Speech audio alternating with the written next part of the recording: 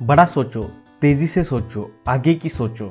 कल्पना पर किसी का एकाधिकार नहीं होता, ऐसा कहना है पहाड़ जैसे इरादे वाले धीरजलाल हीराचंद अंबानी यानी हमारे सबके चहेते धीरूभाई अंबानी का। धीरूभाई अंबानी का जन्म 28 दिसंबर 1932 को गुजरात के जूनागढ़ जिले के चोरवाड़ गांव में एक बनिया फैमिली में हुआ। उनके पिता हीराचंद अंबानी एक अध्यापक थे और माँ हाउसवाइफ थी। धीरूभाई को 2 भाई और 2 बहनें थीं। बचपन से ही धीरूभाई को खुद के दम पर कुछ कर गुजरने की तमन्ना थी। बचपन में स्कूल के बाद धीरूभाई ने पकोड़े बेचने का बिजनेस शुरू किया। उनका कहना था, पैसा कमाने के लिए आपको किसी के निमंत्रण की ज़रूरत नहीं है। अपने स्कूल के 5 साल ख़त्म करने के बाद वो आगे की पढ़ाई के लिए जूनागढ़ चले गए। वैसे पढ़ाई में धीरूभाई ज़्यादा तेज़ तो नहीं थे, पर जूनागढ़ जाने के बाद उनका नेतृत्व गुण और आत्मविश्वास पहली बार दिखाई दिया। जूनागढ़ का नवाब स्वतंत्र भारत में विलीन होने के लिए तैयार नहीं था, इसलिए उसके खिलाफ आंदोलन चल रहा था। उस आंदोलन में धीरूभाई ने हिस्सा लिया। धीरूभाई के ऑर्गेनाइजेशन स्किल और भाषण से प्रजामंडल बेहद खुश हुआ। इस आंदोलन के बाद जूनागढ़ स्वतंत्र भारत का हिस्सा बन गया। राजकारण और समाजकारण की तरफ आकर्षित हुए 16 साल के धीरूभाई अब इंडस्ट्री के माध्यम से इंडिया को प्रगत और सुपर पावर बनाने का सपना देखने लगे। पिताजी अध्यापक होने के बावजूद धीरूभाई का मन पढ़ाई में नहीं था। मैट्रिक खत्म होने के बाद धीरूभाई ने पढ़ाई को अलविदा कहा। जब उनके पिता की तबीयत खराब हुई तो घर में इकोनॉमिकल प्रॉब्लम्स शुरू हुई। इसीलिए धीरूभाई अंबानी ने शुरू में एक पेट्रोल पंप पर काम किया, पर बाद में और पैसे कमाने के लिए वो एडन यमन चले गए, जो कि दुनिया का सबसे व्यस्त पोर्ट था। वहाँ धीरूभाई को एक ट्रेडिंग कंपनी में क्लर्क की नौकरी मिली।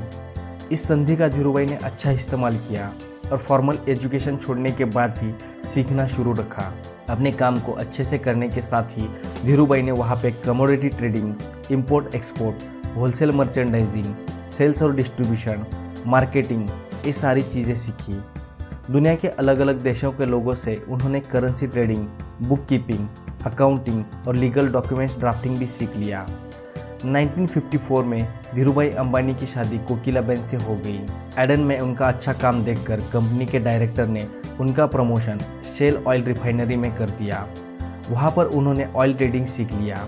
अब धीरूभाई अंबानी ने एक नया सपना देखा, खुद की ऑयल रिफाइनरी बनाने का सपना। धीरूभाई अंबानी का मानना था, अगर आप सपनों को देखोगे तभी उन्हें पूरा कर पाओगे। 10 साल एडन में काम करने के बाद धीरूभाई अपने देखे हुए सपनों को पूरा करने के लिए इंडिया वापस आ गए। उन्हें खुद की और देश की खूब तरक्की करनी थी। 1958 में जब धीरूभाई अंबानी इंडिया वापस आए तब उनके पास सिर्फ 500 रुपये थे। हालांकि उस ज़माने में 500 रुपये बहुत बड़ी रकम थी, पर एक बड़ा बिजनेस खड़ा करने के लिए ये इन्वेस्टमेंट बहुत छोटी थी। इसीलिए धीरूभाई ने अपना छोटा किराना या कपड़े का दुकान शुरू करने के बारे में सोचा। बाद में उन्होंने सोचा क्यों ना कुछ और बड़ा किया जाए।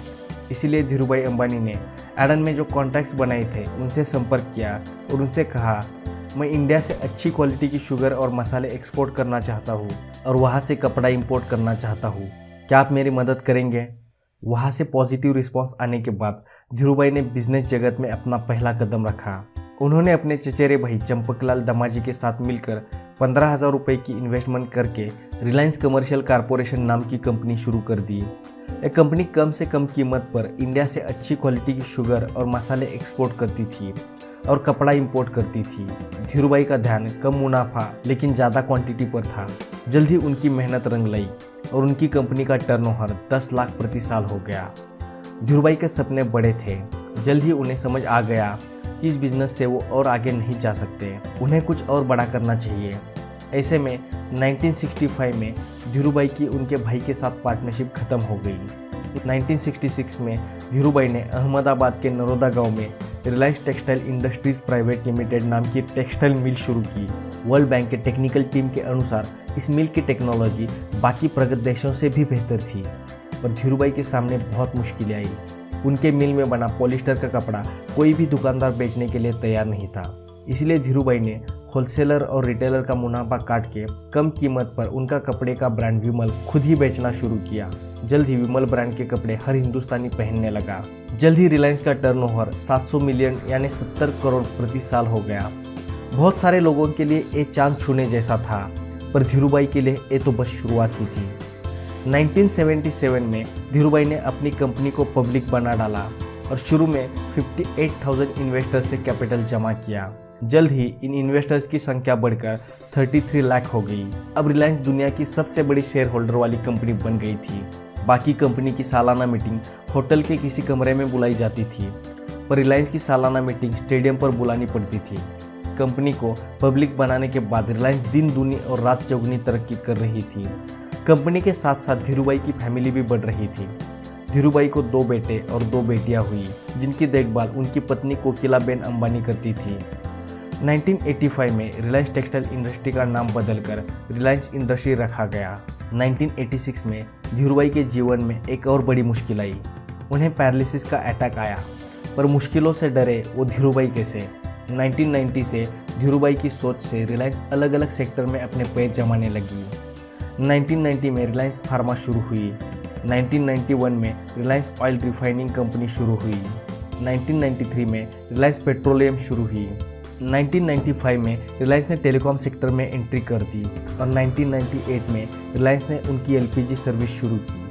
24 जून 2002 में धीरूभाई को दूसरा अटैक आ गया, जिसकी वजह से उन्हें मुंबई के ब्रिज कैंडी हॉस्पिटल में एडमिट किया गया। पर यह अटैक बहुत बड़ा था। धीरूभाई 1 हफ्ते से ज़्यादा कोमा में चले गए। 6 जुलाई 2002 में धीरूभाई का स्वर्गवास हो गया। 2002 के फोर्ब्स मैगजीन के आंकड़ों के अनुसार धीरूभाई अंबानी दुनिया के 138वें अमीर आदमी थे। उनकी कुल संपत्ति 2.9 बिलियन अमेरिकन डॉलर यानी 18,000 करोड़ रुपए थी। चलिए धीरूभाई अंबानी के विचारों पर एक नज़र डालते हैं। Think big, think fast, think ahead. Ideas are no one's monopoly. You do not require an invitation to make profit. Meeting the deadline is not good enough. Beating the deadline is my expectation. Our dream have to be bigger, ambitions higher, commitments deeper, and efforts greater. If you can dream it, then you can do it. Do not accept defeat. Challenge negative forces. Till my last breath, I will work. Work is my worship. दोस्तों, ये थी धीरूभाई अंबानी की कहानी। दोस्तों, अगर आपको ये video अच्छा लगे तो इस वीडियो को लाइक करें, अपने व्यूज़ कमेंट करें, अपने सपनों के पीछे पागल दोस्तों के साथ इस वीडियो को शेयर करें और ऐसी बायोग्राफीज और बुक समरीज देखते रहने के लिए हमारे चैनल को सब्सक्राइब करना ना भूलें। Finally, thanks for watching.